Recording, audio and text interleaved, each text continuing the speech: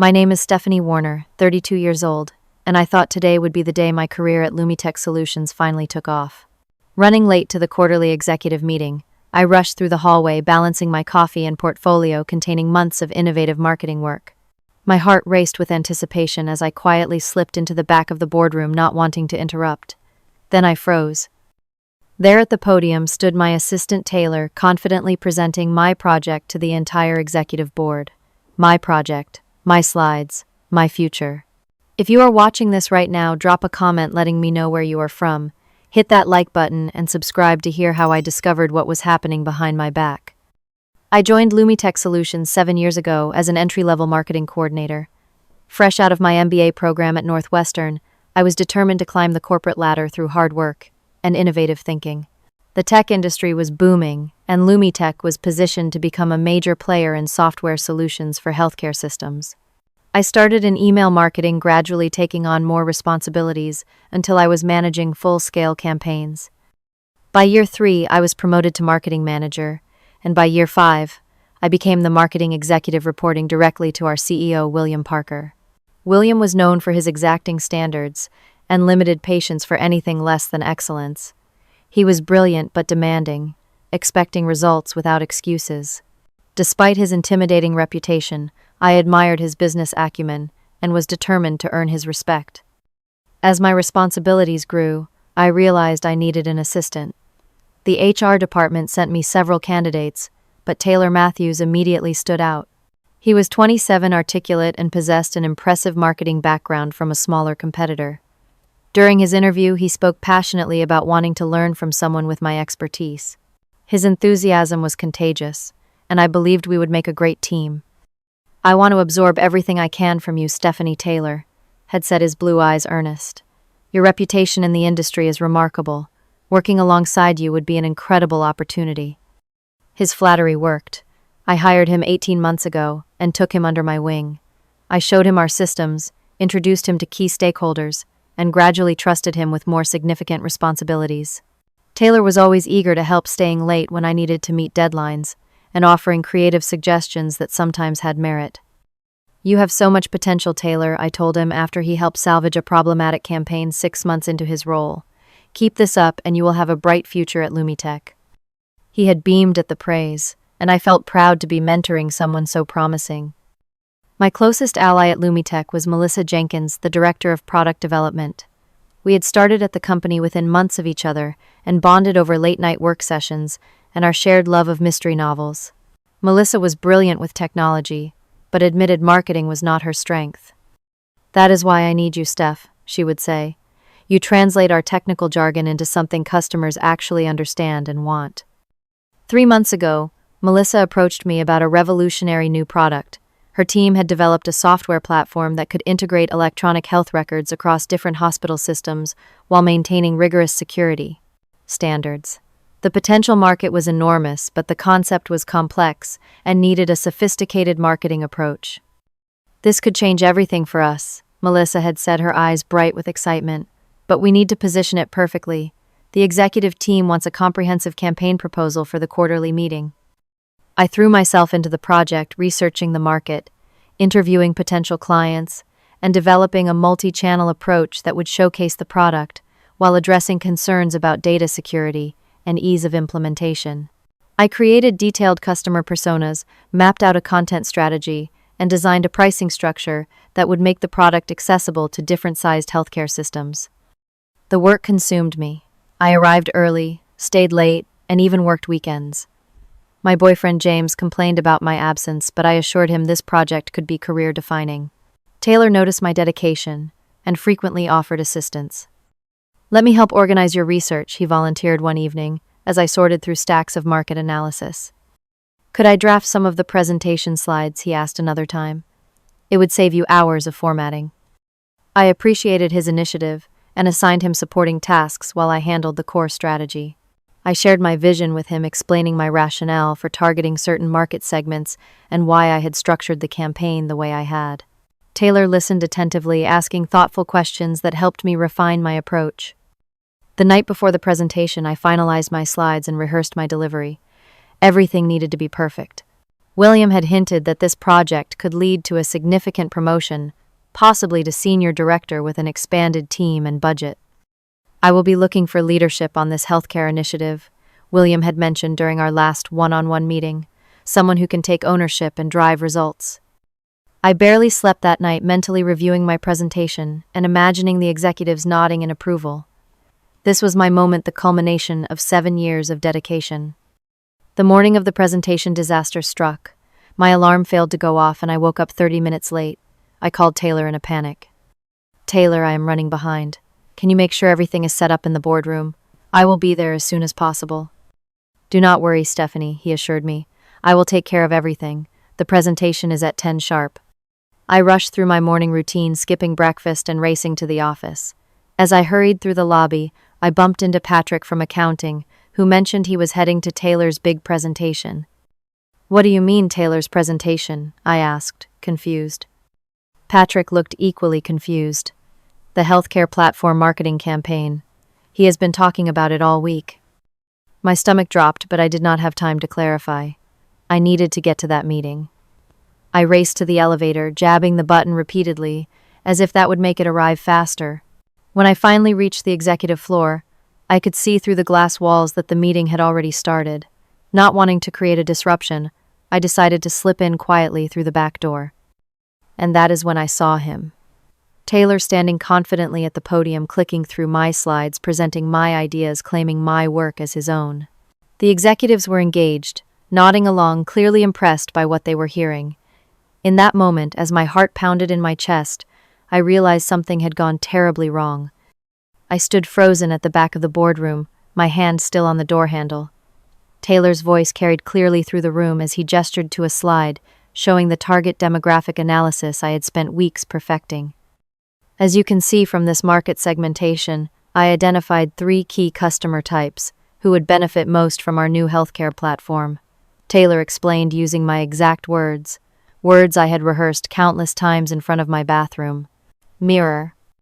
The executive team sat around the large mahogany table, their attention completely focused on Taylor. CEO William Parker sat at the head, his expression thoughtful as he made occasional notes. Our Chief Financial Officer Denise Morgan nodded approvingly at the projected revenue figures I had meticulously calculated. Even our normally skeptical head of sales, Frank Thompson, appeared impressed. My mind raced back through the past weeks, searching for signs I had missed. There was that time Taylor had offered to organize my research folders to make them more accessible. Now I wondered what else he had accessed while handling my files. "Could you walk me through your thinking on the security messaging again?" Taylor had asked one evening as we worked late. "I want to make sure I understand how you are addressing customer concerns." I had explained my strategy in detail, pleased by his interest and apparent desire to learn. Had he been taking notes not to learn, but to steal? Last week, Taylor had volunteered to submit the final presentation materials to the executive team's assistant. "You have so much on your plate," he had said. "Let me handle the administrative details so you can focus on preparing." I had thanked him for his thoughtfulness. Now that moment replayed in my mind with new sinister undertones. My body began responding to the shock and betrayal. My palms grew sweaty, and my heart hammered so loudly, I feared others might hear it. A wave of nausea swept over me as Taylor clicked to the next slide, showing the phased marketing rollout strategy that had taken me 3 weekends to develop. This implementation timeline balances aggressive market penetration with realistic resource allocation, Taylor continued smoothly. Phase 1 focuses on large hospital systems in the Northeast, where our existing client relationships give us a strategic advantage. That was my analysis based on data I had personally gathered from our CRM system and enhanced with market research I had commissioned. Taylor had contributed nothing to this section, yet he presented it as if the insights were entirely his own. I noticed other subtle changes in Taylor's behavior over recent weeks. He had started dressing more formally, upgrading from business casual to tailored suits that mirrored William's professional style. He had begun mentioning executive team members by their first names, implying a familiarity that seemed presumptuous for his position. There were unexplained absences from his desk and hushed phone conversations that ended abruptly when I approached. One particular memory surfaced with painful clarity. 2 weeks ago, I had returned unexpectedly from a client meeting to find Taylor at my computer. He had quickly switched screens, claiming he was looking for a file we had discussed earlier. I had thought nothing of it at the time, appreciating his initiative. Now I wondered what he had really been doing. Copying my files, sending my work to his personal email. My fingers trembled as I pulled out my phone to text Melissa emergency. Taylor is presenting my project as his own. Where are you? I watched the message send, then waited anxiously for a response that did not come. Melissa was probably in another meeting, unaware of the theft happening in the boardroom.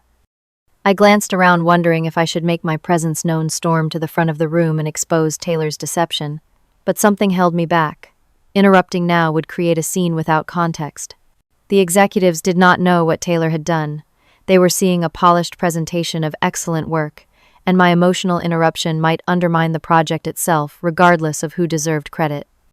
Taylor continued now, explaining the social media strategy I had developed based on successful case studies from similar product launches.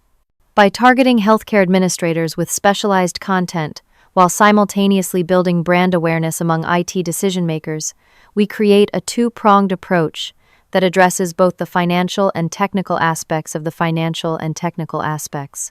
Purchasing decision. That insight had come to me during a weekend hike when I was contemplating the dual nature of healthcare purchasing decisions. I had called Melissa immediately to share my epiphany, and she had encouraged me to build it into the campaign. Taylor had not even been part of that conversation. I watched CFO Denise lean over to whisper something to William, who nodded with approval. My stomach twisted with anxiety and rage. I had been working toward this moment for years, positioning myself for the senior director role that William had hinted was linked to this project's success. Was Taylor trying to leapfrog over me, using my own work to advance his career at my expense? As painful as it was to witness this betrayal, I decided to remain hidden and listen to the entire presentation. I needed to understand exactly what Taylor was claiming and how the executive team was responding. Knowledge was power, and right now, I needed every advantage I could get. I slipped my phone back into my pocket, pressing myself against the wall near the door. Taylor clicked to the next slide, continuing to present the campaign I had poured my heart and soul into developing. My campaign, my ideas, my future. And I watched in silent fury as he took credit for it all. What about the regulatory compliance messaging, Harold Brown, our legal director, asked Taylor. Healthcare data security regulations vary by state. How does your campaign address those variations? I held my breath. This was a complex question that had required days of research and consultation with our legal team. I had created a flexible messaging framework that could be customized for different regulatory environments while maintaining consistent brand positioning. There was no way Taylor could know the nuanced reasoning behind my approach. But to my horror, Taylor responded without hesitation. Great question, Harold. I developed a modular content strategy specifically for this challenge. He clicked to a slide I had created showing exactly that. These core messages about our security infrastructure remain consistent across all markets, while these secondary elements, he pointed confidently, can be customized to address specific state regulations or international requirements for our PAYs, global clients. That was my exact solution, explained using my precise reasoning. Somehow Taylor had not only stolen my slides, but had absorbed my thinking well enough to present it as his own. Impressive, Harold nodded. Very thorough. William leaned forward, his expression serious. What about the competitive positioning? GlobeMed announced a similar integration platform last quarter. Again, Taylor had a ready answer. I analyzed GlobeMed's offering in depth, he said, advancing to my competitive analysis slide. While their platform offers surface-level integration, it lacks the secure data partitioning our solution provides. I have emphasized this key differentiator throughout the campaign, positioning us as the only truly secure option for multi-system integration. That differentiation strategy had come from a midnight revelation after I spent hours reviewing GlobeMed's technical documentation. I had excitedly shared the insight with my team the next morning, including Taylor. Now he claimed it as his own breakthrough. As the presentation continued, a sickening realization dawned on me. Taylor must have accessed my computer and emails extensively. The level of detail he presented could only come from someone who had seen all my notes, drafts, and planning documents. I recalled how often he had volunteered to work in my office when I attended other meetings, always ready with a plausible explanation for why he needed access to my files. I can organize these research reports while you are in your budget meeting, he had offered. Let me update these slides with the new branding while you meet with the product team he had suggested another time. Each helpful gesture now revealed itself as calculated opportunity for theft. Taylor had been methodically positioning himself to take credit for my work for weeks, possibly months. As the presentation moved to the budget section, Taylor handled detailed questions about cost allocations that only I should have been able to answer. He explained the ROI calculations I had developed with finance, walking through complex projections as if he had created them himself. The most innovative aspect of this campaign, Taylor said with practiced modesty, is how it integrates customer education with lead generation. By creating high-value content that addresses genuine pain points for healthcare administrators, we build trust while simultaneously qualifying prospects. That approach had been inspired by a marketing conference I attended in Chicago 3 months ago. I had shared the concept with Taylor during a brainstorming session, excited about applying the latest industry thinking to our campaign. He had seemed only mildly interested then. Now he presented it as his groundbreaking idea. As the presentation concluded, William's response made my blood run cold. "This is exceptional work, Taylor," our CEO said, genuine approval in his typically reserved voice. "You have demonstrated exactly the kind of strategic thinking and leadership we need as we expand our healthcare division." Taylor beamed. "Thank you, sir. I am passionate about this project and believe it will transform our market position." "It certainly has the potential," William agreed. "Which brings me to an announcement I plan to make at the end of today's meeting, but this seems like the appropriate moment." The room grew quiet with anticipation. My heart pounded so loudly I feared it would give away my presence. As you all know, we have been planning to create a new position of Senior Director of Healthcare Marketing to lead our expansion in this sector. Based on the work we have seen today, William nodded toward Taylor. "I believe we have identified a strong candidate for consideration." Murmurs of agreement rippled through the room as Taylor maintained a practiced look of humble surprise. The promotion that was meant to be the culmination of my years of hard work was being handed to my assistant based on my stolen ideas. "Of course we will follow proper procedures," William continued, "but I wanted to acknowledge the impressive initiative shown here." As the meeting wrapped up, executives approached Taylor with congratulations and questions. Marketing Director Laura Peterson, who should have recognized that this work came from my department, clapped Taylor on the shoulder. "Fantastic job. Let us talk later about how we can support the rollout." I slipped out before anyone noticed me, unable to watch the accolades continue.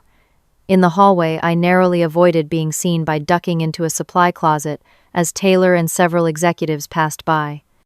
"The creative direction was all mine," I heard Taylor say confidently. "Stephanie provided some administrative support, of course, but the strategic vision and execution were my responsibility." That blatant lie, directly diminishing my role while elevating his own, was the final confirmation of his calculated betrayal. Taylor had not simply taken credit for my work. He was actively positioning me as his subordinate in the project. As their voices faded, I emerged from the closet, shaking with a mixture of rage and disbelief. The full scope of the betrayal was now clear. Taylor had orchestrated a complete professional heist, stealing not just my work but the career advancement it was meant to secure. And he had done it right under my nose, weaponizing my trust and mentorship against me. I barely made it to my office before the tears came. Locking the door, I collapsed into my chair, my body trembling with rage and shock. The betrayal felt physical, like a punch to the stomach that left me gasping for air. I had trusted Taylor. I had mentored him, advocated for him, shared my knowledge with him, and he had repaid me by stealing the biggest project of my career. "How could I have been so blind?" I whispered to the empty room, wiping furiously at my tears. I thought about all the red flags I had missed, all the moments when Taylor had been positioning himself to take credit for my work, the casual offers to help, the excessive interest in my strategic thinking, the convenient volunteering to handle administrative tasks related to the presentation. It had all been calculated, a careful grooming of both me and the situation to enable his theft. My mind flashed back to other professional challenges I had overcome. The time a client had rejected my initial campaign concept, forcing me to rebuild it from scratch in 48 hours. The product launch that faced a last-minute competitor announcement requiring us to pivot our entire messaging strategy overnight. The budget cuts that had forced me to find creative solutions with limited resources. I had overcome each of those obstacles through perseverance and creativity, but this was different. This was not just a professional challenge, It was a deeply personal betrayal by someone I had trusted and supported. My phone buzzed with a text from Melissa. "Just got out of my meeting. What emergency, call me." Before I could respond, there was a soft knock at my door. I quickly wiped my face and took a deep breath before opening it. Melissa stood there, concern etched on her face. "Steph, what happened? You look terrible." I pulled her inside and relocked the door before the dam broke. Through tears and rage, I explained what had happened, how Taylor had presented my entire campaign as his own, how he had systematically positioned himself to take credit for my work, and how William had all but offered him the senior director position that should have been mine. "That manipulative little snake," Melissa hissed when I finished. I knew there was something off about him. "Remember when he tried to join our product meeting last month? He claimed you had sent him as your representative, but it did not sound like something you would do." I hadn't known about that. What else has he been doing behind my back? "Let me think," Melissa said, pacing my small office. "He has been schmoozing with the executive team for weeks. I saw him having lunch with Laura twice last month. And he cornered William at the company happy hour, talking intensely for almost an hour. He has been planning this for months, I realized. Building relationships with decision-makers while simultaneously stealing my work. It was all deliberate. My initial shock was giving way to a cold, clear anger. I need to see exactly what he presented. I turned to my computer, but when I tried to access my project folders, I discovered several key files had been moved or deleted.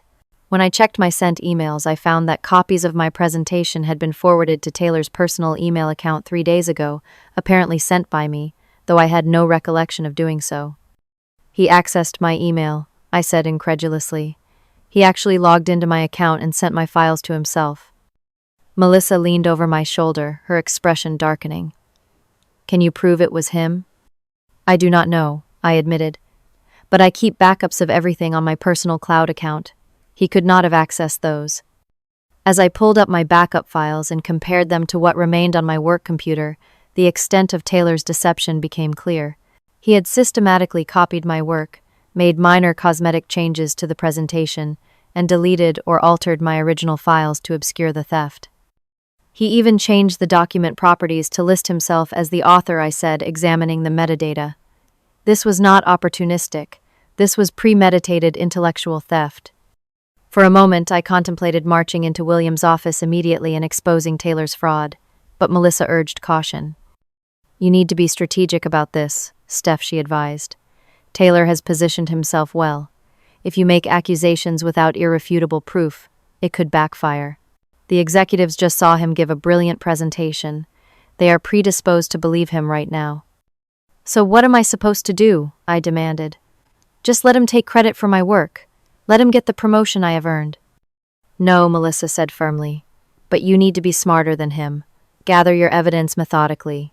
Build your case so that when you present it, there can be no doubt." As my initial emotional surge subsided, I recognized the wisdom in her words. Corporate politics were complex, and perception often mattered as much as reality.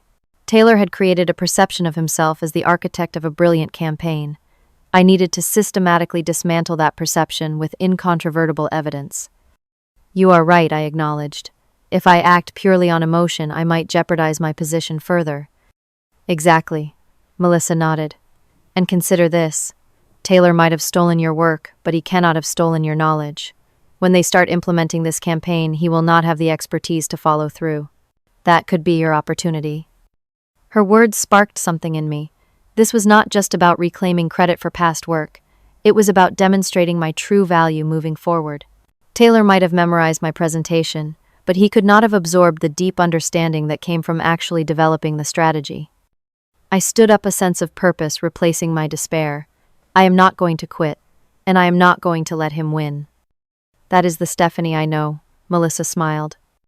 "But I am also not going to rush into a confrontation without preparation," I continued. "I need evidence no one can dispute.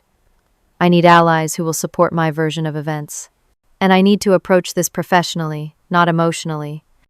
As Melissa helped me develop an initial plan, I felt my confidence returning. Yes, I had been betrayed. Yes, my work had been stolen. But I was still the same marketing executive who had developed that brilliant campaign in the first place. Taylor could steal my slides, but he could not steal my intelligence, my creativity, or my determination. First step, I said, wiping away the last of my tears, is to document everything before more evidence disappears. This would not be a confrontation based on emotion and accusations. This would be a strategic campaign to reclaim what was rightfully mine. And unlike Taylor, I would win through honesty, evidence, and professional integrity. The next morning, I arrived at the office an hour earlier than usual, determined to begin my evidence-gathering process before most employees, especially Taylor, arrived. I needed to work quickly and methodically, documenting everything before more evidence could disappear or be altered. My first stop was the IT department, where I found Director Andrew Wilson already at his desk, coffee in hand, reviewing security protocols. "Stephanie," he greeted me with surprise. "You are here early." "Andrew, I need your help with something sensitive," I said, closing his office door. Andrew and I had worked together on several projects over the years and had developed a mutual respect. "I have reason to believe someone has accessed my computer and email without authorization." His expression grew serious. "That is a significant security concern. What makes you suspect this?" I explained the situation without directly accusing Taylor, focusing instead on the evidence files moved or deleted emails sent from my account that I had not written, and the mysterious forwarding of confidential project materials to an NDA's external email address. "We take unauthorized access very seriously," Andrew assured me. "Let me check the system logs."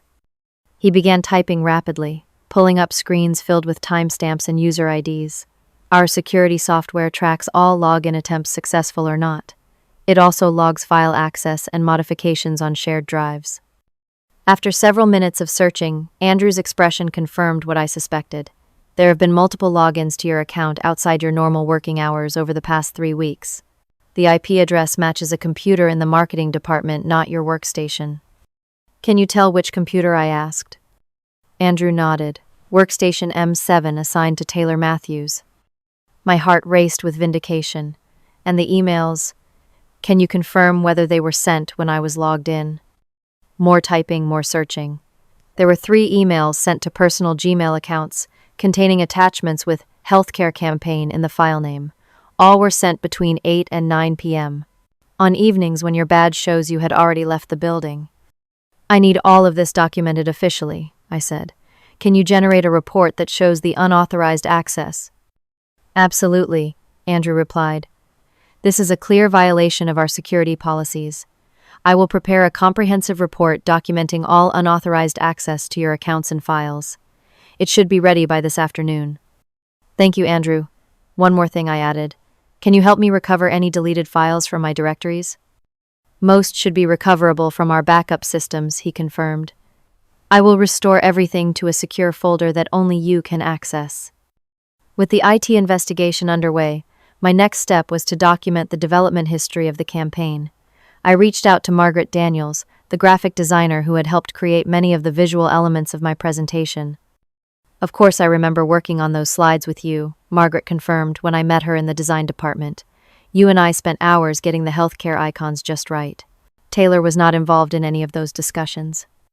"Would you be willing to provide a written statement confirming the timeline of our work together?" I asked. "Absolutely," Margaret agreed. "I keep detailed project logs for billing purposes.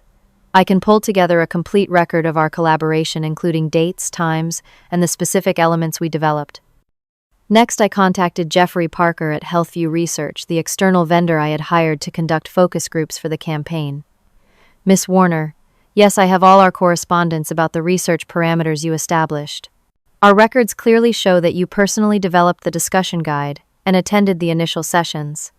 Mr. Matthews was not included in any of our communications or meetings. Could you send me a formal letter confirming this?" I requested. "I will have that to you by end of day," Jeffrey promised. Throughout the morning, I methodically built my case, reaching out to everyone who had collaborated with me on the project.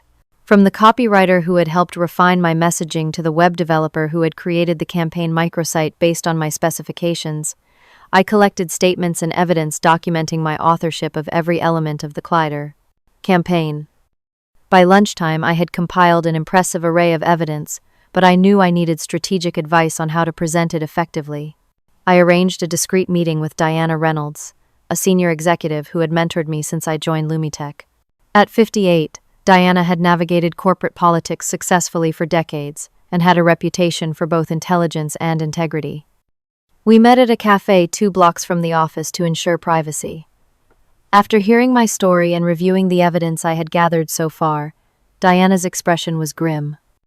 "This is one of the most blatant cases of intellectual theft I have seen," she said, "and unfortunately it happens more often than people realize, especially to women in corporate environments."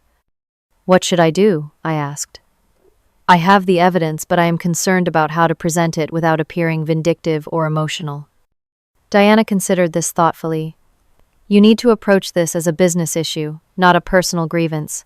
Frame it as a concern about intellectual property protection and proper attribution of work product. Focus on the facts and documentation, rather than Taylor's betrayal of your trust." "Should I go directly to William?" I asked. "Not yet," Diana advised. "First request a meeting with HR Director Catherine James. Present your evidence to her first, framing it as a concern about proper protocols and intellectual property protection. Let her initiate the formal investigation." "Why not go straight to William?" I questioned. "Because William has already publicly praised Taylor's work," Diana explained. "If you approach him directly, he might feel defensive about his judgment being questioned. By going through proper channels with HR, you give him the opportunity to correct his mistake without losing face." Her strategy made sense. "What about confronting Taylor directly?" "Absolutely not," Diana said firmly. "That gives him the opportunity to destroy evidence or craft a counter-narrative. Let the formal investigation catch him unprepared."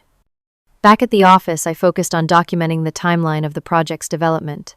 I retrieved early drafts from my personal cloud storage, showing the evolution of the campaign concept through dozens of iterations, each clearly created by me. I found emails I had sent to Melissa, discussing strategic elements that later appeared in the final presentation, all predating any involvement from Taylor. By 5 p.m., Andrew from IT delivered his report as promised. It documented 27 instances of unauthorized access to my computer and email over the past month, all traced back to Taylor's workstation and occurring when I was verifiably not in the office. "This report has already been flagged to our security team," Andrew informed me. "Unauthorized system access violates not just company policy, but potentially computer fraud laws as well." The final piece of evidence came from an unexpected source. Sophia Evans, an executive assistant who supported the board, approached me quietly as I was leaving. "I overheard what happened in yesterday's meeting," she said in a low voice. "I wanted you to know that Taylor specifically requested that your name be removed from the meeting agenda 2 days ago. He told me you were overwhelmed with other projects and had asked him to present in your place.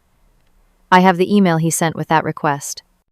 "Would you be willing to share that email with HR?" I asked. Sophia nodded. "What he did was wrong. I will support the truth."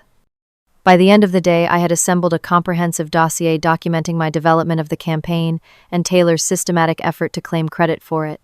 The evidence was irrefutable, from IT access logs to vendor statements to early drafts and development notes. That evening, I practiced presenting my case, focusing on remaining calm and professional. Diana's advice echoed in my mind. Present facts, not emotions. Let the evidence speak for itself. As I reviewed my documentation one final time, I felt a sense of empowerment replacing my initial devastation. I had created something valuable enough that someone was willing to risk their career to steal it. Now I would use my intelligence and professionalism to reclaim what was mine, not through emotional accusations, but through methodical evidence and proper channels. Tomorrow I would request a meeting with HR Director Catherine James, and the process of restoring the truth would begin. The next morning, I requested an urgent meeting with HR Director Catherine James. Her assistant initially offered a slot next week, but when I mentioned it concerned unauthorized access to company systems and intellectual property theft, the meeting was scheduled for that afternoon. I spent the morning finalizing my evidence binder, organizing everything chronologically and thematically. The binder contained 5 sections: project development timeline, witness statements, IT security reports, communication records, and evidence of tampering. Each document was labeled and cross-referenced for easy verification. At 2 p.m., I arrived at Catherine's office, professional and composed despite my nervousness. Catherine was known for her fairness, but also for her thoroughness. Nothing got past her keen analytical mind. "Stephanie," she greeted me with professional courtesy. "My assistant mentioned this concerns serious allegations." "Yes," I confirmed, taking the seat she offered. "I have discovered evidence of unauthorized access to my computer systems and the misappropriation of my work product." I presented the situation factually, without accusation or emotion, exactly as Diana had advised. I explained how I had developed the healthcare marketing campaign over 3 months, only to discover my assistant Taylor presenting it as his own work to the executive team. "These are serious allegations," Catherine noted, her expression neutral. "What evidence supports your claim of authorship?" I opened my binder and began presenting my documentation methodically. I showed the project timeline with dated drafts, showing the evolution of the campaign under my authorship. I presented statements from collaborators confirming my role as the creator and strategic lead. I shared the IT report documenting unauthorized access to my systems from Taylor's workstation. Catherine reviewed each document carefully, occasionally asking clarifying questions. When I presented Sophia's evidence about Taylor requesting the agenda change, her eyebrows raised slightly, the first crack in her professional poker face. "This is concerning," she admitted, "but I need to speak with William about this as he was present at the presentation." "I understand," I replied. "All I ask is for a fair investigation based on the evidence." Catherine nodded. "I will speak with William immediately and begin a formal investigation. In the meantime, please keep this matter confidential." I returned to my office, trying to focus on other work while waiting for the next steps. An hour later, I received a message asking me to come to the conference room on the executive floor. My heart raced as I took the elevator up, unsure what to expect. When I entered, I found Catherine, William, and our legal director Harold Brown seated at the table. William's expression was unreadable, but there was tension in his posture. Stephanie William acknowledged me with a nod. "Catherine has shared some concerning information with us. We would like to hear more directly from you." For the next 30 minutes, I walked them through the evidence again, answering their questions clearly and professionally. William's expression darkened as the scope of the deception became clear. "If what you are saying is true, this represents a serious breach of trust and company policy," William stated. "The IT evidence is particularly compelling," Harold noted. "Unauthorized system access is not merely a policy violation, but potentially a legal issue as well." Catherine nodded. "Based on the evidence presented, I believe we need to speak with Taylor immediately." William agreed, and Catherine left to summon Taylor to the meeting. The minutes she was gone stretched uncomfortably as William reviewed my evidence binder more thoroughly. "Your work on this campaign was exceptional," he finally said, breaking the silence. "If I had known it was yours, my comments yesterday would have been directed to you." "Thank you," I replied, simply not wanting to seem vindictive or smug. When the door opened, Taylor entered with Catherine, his confident smile faltering slightly when he saw me. He quickly recovered, nodding professionally to everyone in the room. "Taylor," William began, "serious concerns have been raised about the presentation you delivered yesterday, specifically questions about the authorship of the campaign." Taylor's expression remained composed, but I noticed a slight tightening around his eyes. "I am not sure I understand.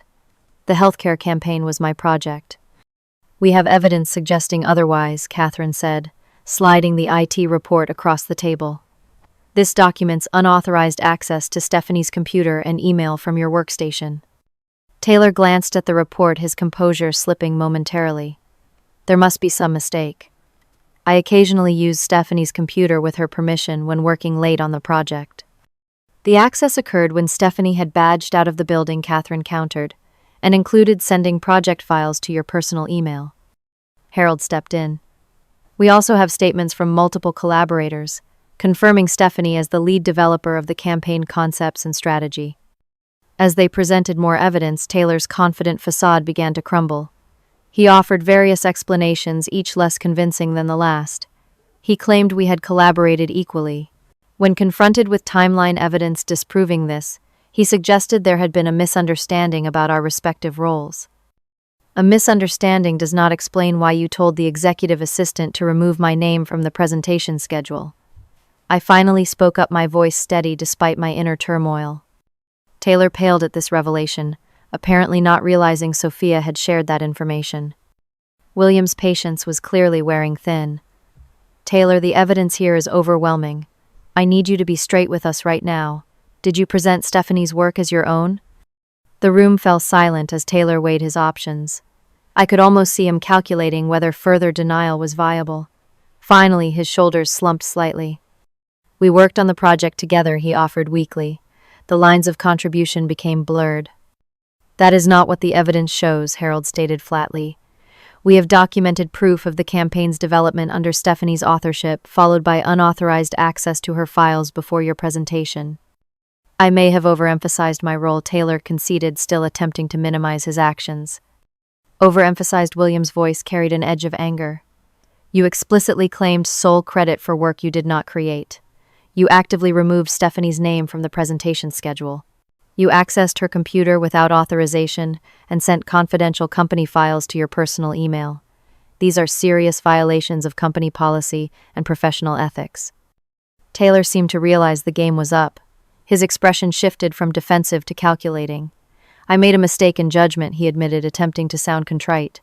I was eager to prove myself and got carried away. I apologize for any misunderstanding. William was unmoved. This was not a misunderstanding, Taylor. This was a deliberate attempt to take credit for another employee's work. At LumiTech, we value integrity as much as innovation. Your actions violated both our explicit policies and our company values.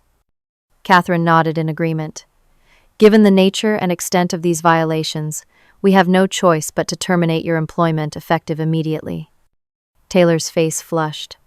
That is an extreme response to what was essentially a collaborative misunderstanding. The evidence suggests otherwise, Harold stated firmly. You will be escorted to your desk to collect personal belongings, after which security will escort you from the building. Your company accounts have already been suspended. Taylor's expression hardened as he realized the consequences of his actions.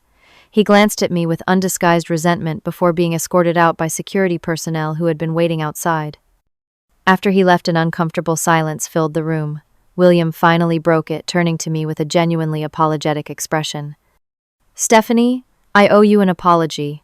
I failed to verify the source of the work presented yesterday and inadvertently rewarded deception rather than authentic contribution. That was a failure of leadership on my part. His admission surprised me. William Parker rarely acknowledged mistakes. The campaign truly is exceptional, he continued. Knowing now that you were its architect only confirms what I have observed about your work over the years. Your strategic thinking and creativity are exactly what we need as we expand into the healthcare sector. Catherine nodded in agreement. In light of these events, we should discuss proper attribution and next steps for the campaign implementation. More than proper attribution, William interjected. As I mentioned yesterday, we have been planning to create a senior director position to lead our healthcare marketing initiatives. Based on the quality of this campaign and your demonstrated leadership, I would like you to be the first candidate we consider for that role. The meeting concluded with plans for me to present the campaign properly to the executive team the following week. As I left the conference room, I felt a complex mixture of vindication, relief, and lingering disappointment that the situation had escalated to this point. Melissa was waiting anxiously by my office. Well, what happened? Taylor was terminated, I told her quietly. And William wants me to present the campaign to the executive team next week with consideration for the senior director position. Justice served. Melissa smiled. I never doubted you would prevail. The truth has a way of coming out. Over the next few days, William sent a company-wide email clarifying that I was the creator of the healthcare marketing campaign and announcing the special presentation scheduled for the following week. The message included a broader statement about the importance of intellectual integrity and proper attribution within the company. When I presented the campaign to the executive team, the reception was even more positive than Taylor had received. With my deep knowledge of the strategy and rationale behind each element, I was able to answer questions with insights and nuance that Taylor could never have provided. This is even more impressive the second time, CFO Denise commented. Your command of both the strategic vision and the implementation details is remarkable. By the end of the meeting, William officially offered me the senior director position with an expanded team and budget to implement the healthcare marketing initiative. What had begun as one of the worst days of my professional life had transformed into a career-defining triumph through persistence, strategic thinking, and integrity. 3 months after the Taylor incident, I stood in front of my newly expanded team in our dedicated project room. The walls were covered with campaign materials, market research, and implementation timelines for our healthcare platform launch.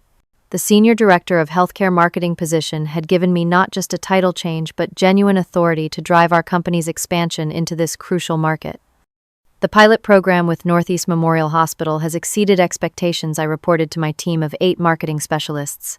Their IT director called this morning to report a 94% satisfaction rate among department heads using our integration platform. The team responded with deserved enthusiasm. We had worked tirelessly to translate my campaign strategy into real-world implementation, refining and adapting as we learned from each client interaction. The process had been challenging but deeply rewarding. Among my new team members was Ethan Parker, a recent MBA graduate with impressive creative instincts. I had personally selected him from dozens of candidates drawn to his combination of analytical thinking and innovative approach to marketing challenges. Stephanie, should we highlight the security compliance feedback in the case study? Ethan asked, gesturing to the data on his tablet. Absolutely, I nodded. And make sure to credit the implementation team that developed those security protocols. Proper attribution of everyone's contributions is essential. The team exchanged knowing glances. The story of how I had reclaimed my stolen work had become something of a legend within the company, though I rarely discussed it directly. Instead, I had channeled that experience into creating a collaborative culture within my team that emphasized both individual credit and collective success. After the meeting, Melissa stopped by my new office, which featured a small conference table, a window, with an actual view, and photos of my boyfriend James and me hiking in Colorado last month, a much-needed vacation after the intense campaign. Launch. The executive committee approved your full budget request for next quarter, Melissa announced, dropping into the chair across from my desk. William said, and I quote, Stephanie continues to demonstrate exceptional strategic vision and execution capability. High praise from our typically reserved CEO. I smiled, genuinely pleased by the recognition. The results speak for themselves. Our healthcare division revenue is up 28% since we launched. Speaking of results, Melissa said, lowering her voice slightly, I heard through the industry grapevine that Taylor was rejected by 3 companies before landing a junior position at Market Edge. Apparently word got around about his ethics issue. I nodded but felt no satisfaction in Taylor's struggles. I hope he learned something from the experience. We all make mistakes, but it is how we respond to them that defines us. Very philosophical, Melissa teased. But seriously, how are you doing with all of this? Really? The question made me reflect on my journey over the past few months. The initial betrayal had been devastating, shaking my trust, not just in Taylor but in my own judgment. I had questioned every interaction, wondering what signs I had missed, what naive assumptions I had made. Honestly, the first few weeks were really hard, I admitted. I kept replaying every conversation with Taylor, looking for clues I should have noticed. I was suspicious of everyone, even new team members who had done nothing wrong. That is understandable, Melissa said.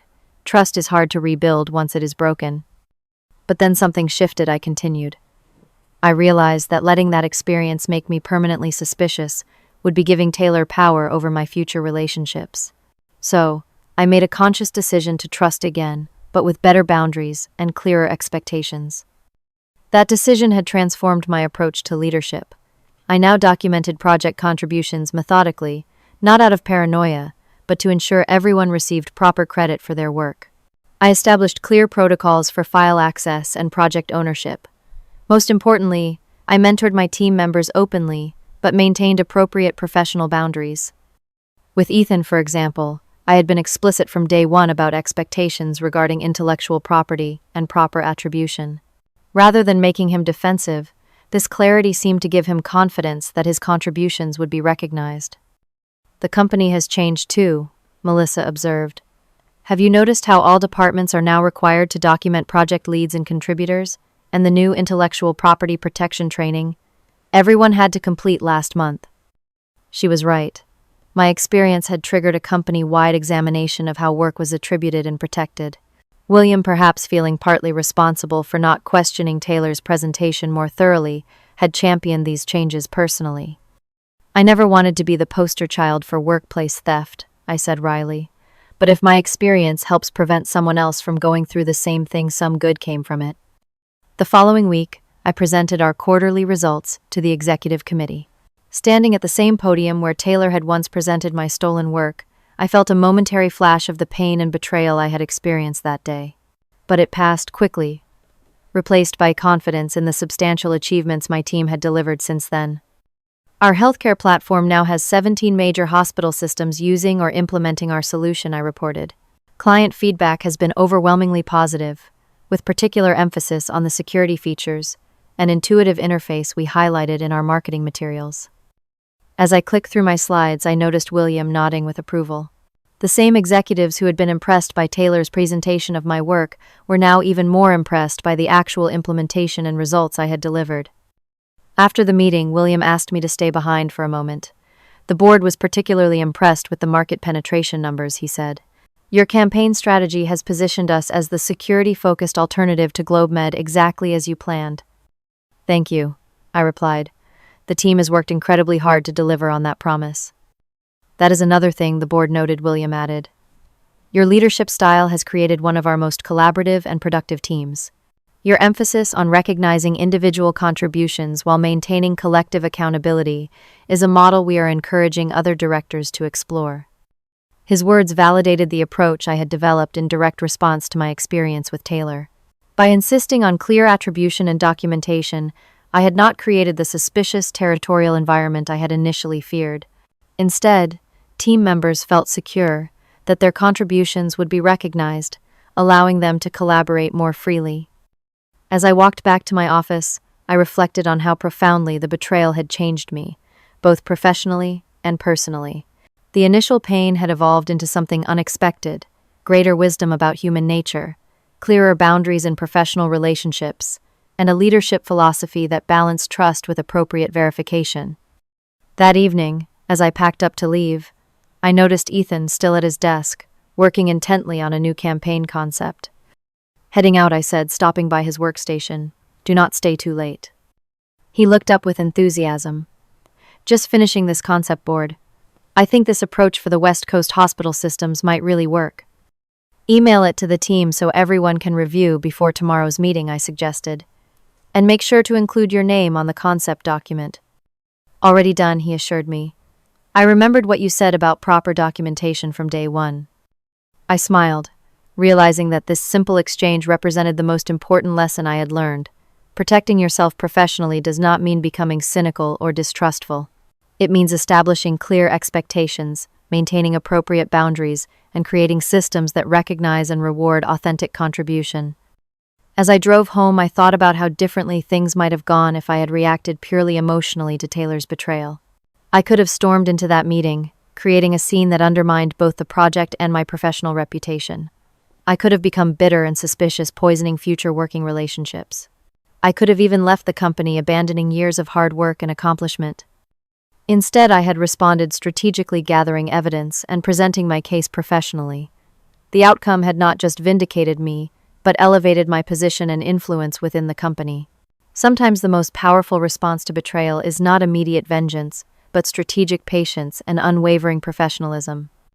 When I arrived home, James had prepared dinner, a small celebration of the successful quarterly presentation he knew I had today.